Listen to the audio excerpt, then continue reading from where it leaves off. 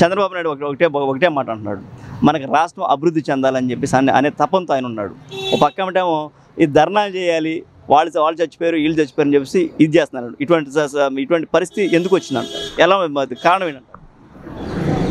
మనం ఆ ప్రతిపక్ష నాయకుడు జగన్మోహన్ రెడ్డిని రాజకీయ నాయకుడిలాగా మనం బిహేవ్ చేయకూడదండి.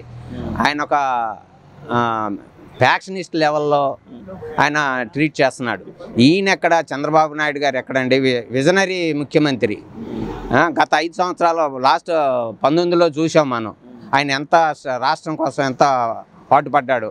అదే విజనరీతో ఇప్పుడు 18 గంటలు తీరిక లేకుండా ఆయన ఆరోగ్యాన్ని కూడా చూసుకోకుండా రాష్ట్రం కోసం శతవిధాలా ప్రయత్నిస్తున్నాడు. ఎక్కడ ఏమి సోర్సెస్ ఉన్నాయో తీసుకురావడానికి.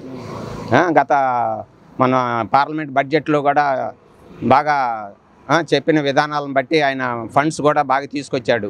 ఆయన ఎక్కడండి, ఎక్కడో ఆయన గవర్నమెంట్లో ఉండగా ఎన్ని హత్యలు జరిగినాయో అవన్నీ పట్టించుకోకుండా ఇప్పుడేదో జరిగిపోయిందని చెప్పి ఢిల్లీలో వెళ్ళి ధర్నా చేస్తున్నాడు. అది ఎంతవరకు ఆయన రాజకీయ నాయకుడు లెక్క కాదు.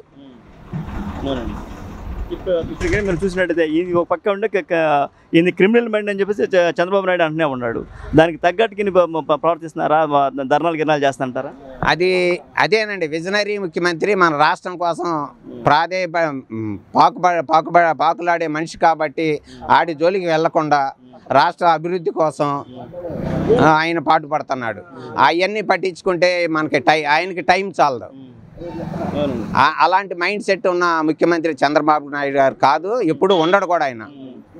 కానీ దాదాపుగా జగన్మోహన్ రెడ్డి వల్ల అమరావతిలో 290 మంది రైతులు మరణానికి కానుకోవాలి. మనోవేదన చెంది కొంతమంది ఆత్మహత్యలు చేస్తున్నారు, కొంతమంది గుండెపోట్లు వచ్చినాయి, ఆడబిడ్డలను ఇచ్చేశారు.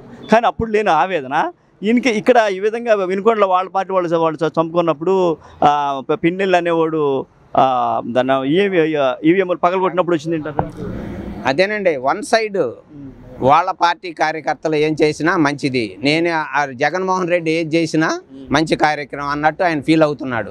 అది ప్రజలకు గమనించారు కాబట్టే ఈ మొన్న ఎలక్షన్లో తగిన శాస్తి చేసి ఫుల్ మెజారిటీతో తెలుగుదేశం పార్టీకి ఇచ్చారు. ఇక అంతకన్నా మనం వేరే చెప్పుకుంటాం కూడా ఆయన రాజకీయ నాయకుడు కానే కాదండి, ఫ్యాక్షనిస్ట్ గానే అనుకోవాలి మనం. క్రిమినల్ మైండ్, ఫ్యాక్షనిస్టు, ఇక అంతకన్నా చెప్పాల్సినవి చాలా ఉన్నాయి, అనకూడదు. ముసరాడు అన్నాడు, కానీ ఆయన రోజుకి 18 గంటలు మాత్రం పాటు కష్టపడుతున్నాడు. ఎట్లా చూస్తున్నారు? ఈ 5 నిమిషాలు నిలబడలేడు రోడ్డు మీద, ఆయన ఏమో 18 గంటలు పని చేస్తున్నాడు. ఈయన 1 గంట నిలబడితే అపసోపాలు పడతాడు. అని చెప్పేది ఆయన వల్ల ఏమీ కాదు. ఏంటంటే సంపాదించుకోవడానికి వ్యాపారస్తుడు వ్యాపారం కోసం వచ్చాడు కానీ రాజకీయాల కోసం కాదు. ఒక్కొక్కడు 100,000 ఎకరాలు 100 ఎకరాలు వస్తున్నాయి కదా రోజు. ఇవాళ వాటిని కాపాడుకోవడం కోసం ఈ ధర్నాలు బొర్నాలు చేస్తున్నాడు. కానీ వాడు నిజంగా ఏదైనా జరిగితే వాడు వచ్చి అసెంబ్లీలో వాడు వచ్చి అడగొచ్చుగా, ఇట్లా జరిగింది ఏంటని వాళ్ళు చెప్తారు కదా సమాధానం. ఇది ఇప్పుడు పోవాలి ధర్నాకి, వీళ్ళు సమాధానం చెప్పకపోతే వెళ్ళాలి ధర్నాకి. అది అతను కరెక్ట్ కాదు. అతను రండి మాట్లాడి చర్చించండి అని చెప్పేసి ఈరోజు మన స్పీకర్ గారు కూడా మాట అన్నారు, తెలుగుదేశం సభ్యులు కూడా మాట అన్నారు, మీరు రండి మీ సమస్యలు ఉంటే చెప్పండి ఇక్కడ చర్చించుకుంటా అని ఒక మాట అన్నారు. ఆ విధంగా ఆయన ఎందుకని చేయలేకపోతున్నాడు? అసెంబ్లీ చేయంటే భయం ఆయనకి ఏముంది, యథార్థం ఏం లేదు కదా అక్కడ. ఏం చెప్పేదంత అబద్ధమేనా? ఇప్పుడే కాదు, అతను మొత్తం అబద్ధాలతోటి బతుకుతున్నాడు. అతను బతికేదే అబద్ధాలతో చేస్తున్నాడు.